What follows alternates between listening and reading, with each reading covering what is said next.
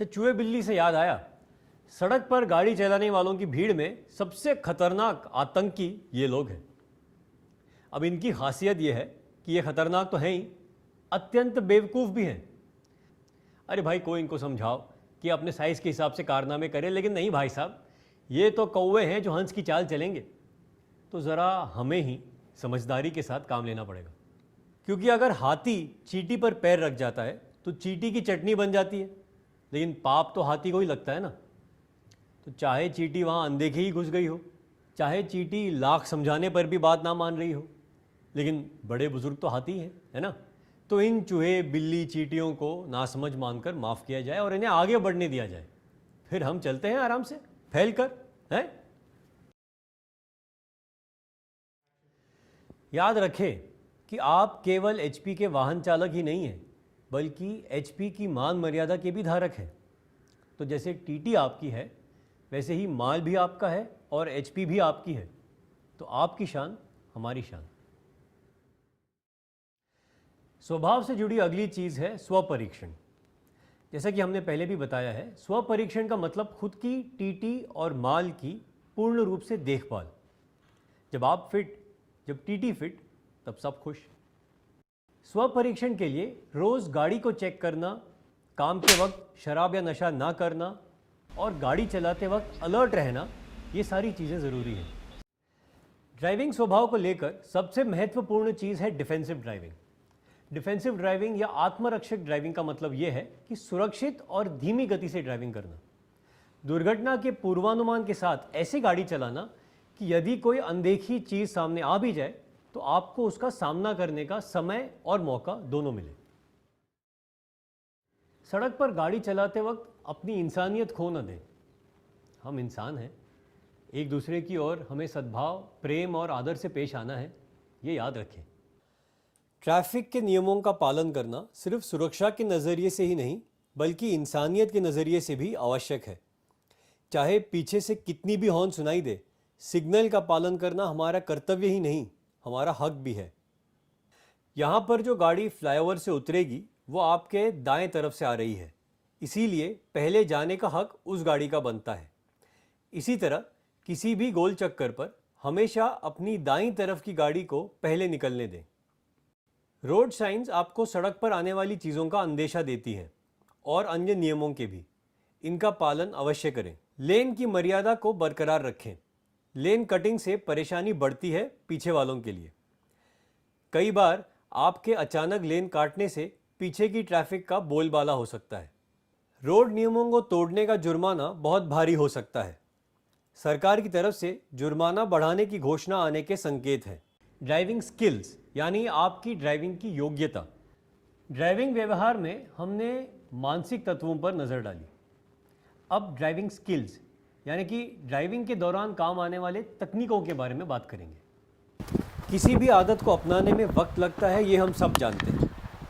जितने भी international level के खिलाड़ी होते हैं, जितने आर्मी के सिपाही होते हैं, इन सब की ट्रेनिंग इसी आधार पर की जाती है कि जितनी बार आप सही टेक्निक को प्रैक्टिस करेंगे, उतना ही ज़्यादा वो आपके जहन में उतर जाएगा और वो आदत आपके अंतर्जात यानी आपके रगों में, आपके पुट्ठों में समा जाएगी।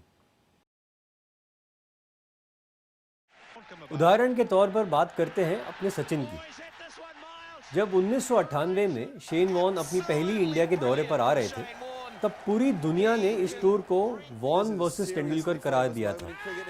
तेंदुलकर जानते थे कि उस टूर से पहले वॉर्न ने इंग्लैंड में कहर मचा दी थी अपने आउटसाइड लेग स्टंप वाली गेंदों से।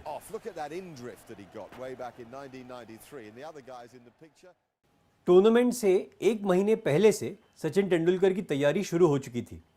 वो जानते थे कि इंडिया में विकेट स्पिन का बड़ा साथ देती है और शेन वॉर्न टॉप फॉर्म में थे और यहाँ की विकेट पर तो आतंक मचा देते थे। तो सचिन ने अपने सीनियर लक्ष्मण शिवराम कृष्णन को बेंगलोर से मुंबई आने का न्योता दिया उनकी ट्रेनिंग के लिए। शिवराम कृष्णन दिग्गज लेग स्पिनर थे, सचिन के सीनियर थे इंडिया टीम में। तो टूर्नामेंट से पहले सचिन तेंदुलकर एक पूरे महीने तक टीम प्रैक्टिस के अलावा रोज़ 5 घंटों के लिए शिवराम कृष्णन और अन्य लोकल लेग स्पिनर्स के साथ शेन वॉर्न की इस लेग स्पिन गेंदों को खेलने की प्रैक्टिस किया करते थे। अब सोचिए ये सचिन तेंदुलकर थे। उस ज़माने में भी वो हमारे देश में ही नहीं बल्कि दुनिया के बेहतरीन बल्लेबाजों में अव्वल नंबर पर थे। और उनका ये मानना था कि इस कड़ी प्रैक्टिस के बिना वो वॉन के लिए तैयार नहीं हो पाएंगे।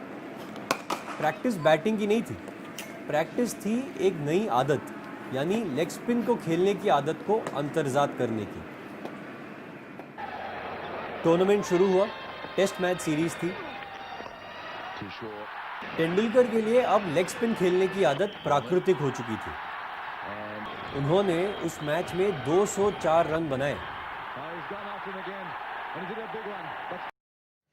एक अच्छे आदत को जहन में उतारने के लिए, उसे अंतर्जात करने के लिए प्रैक्टिस लगती है।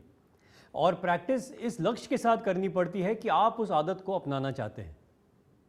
अच्छी ड्राइविंग के टेक्निक्स या गुण इसी तरह से अंतर्ग्रहण किए जाते हैं, लगातार और एकाग्र प्रैक्टिस के साथ। अब आइए इन ड्राइविंग तकनीकों पर नज़र डालते हैं। ओ भाई साहब आइए। रोड पर नियमित रूप, सेफ स्पीड और डिस्टेंस से चलाना कितना ज़रूरी है ये तो आप लोग अच्छी तरह समझते होंगे। टीटी की स्पीड को कभी 50 किलोमीटर के ऊपर ना बढ़ाएं। आपातकालीन मौसम में या अगर धुंध या भारी बारिश हो रही हो तो स्पीड को और भी कम करके 40 के ऊपर कभी गाड़ी ना चलाएं। 40 बहुत अच्छे। हाँ हाँ, हम जानते हैं कि आप क्या कहेंगे कि भाई इस स्पीड पर काम करेंगे तो कैसे चलेगा, यही ना। देखो भाई, ऐसा है कि धीरे करो लेकिन दुरुस्त। जल्दबाजी में किसी का फायदा नहीं है, बल्कि नुकसान होना जायज़ है, आपका भी और शायद किसी और का भी। इसीलिए जल्दबाजी बिल्कुल नहीं। अब आइए देखते हैं कि रोड पर सेफ ड्राइविंग डिस्टेंस किसे माना जाता है। हमेशा अपनी टीटी और सामने वाली गाड़ी के बीच 3 सेकंड का फासला बरकरार रखें। वैज्ञानिक जांच के बाद इस 3 सेकंड के फासले को दुनिया में सही सेफ डिस्टेंस मुकर्रर किया गया है। ये इसलिए क्योंकि 3 सेकंड की दूरी आपको किसी भी अनदेखी घटना का सामना करने का मौका देती है। अब आप पूछेंगे कि इस 3 सेकंड के नियम को लागू कैसे किया जाए। आइए देखते हैं। आगे की सड़क पर अपने से आगे किसी भी स्थिर वस्तु को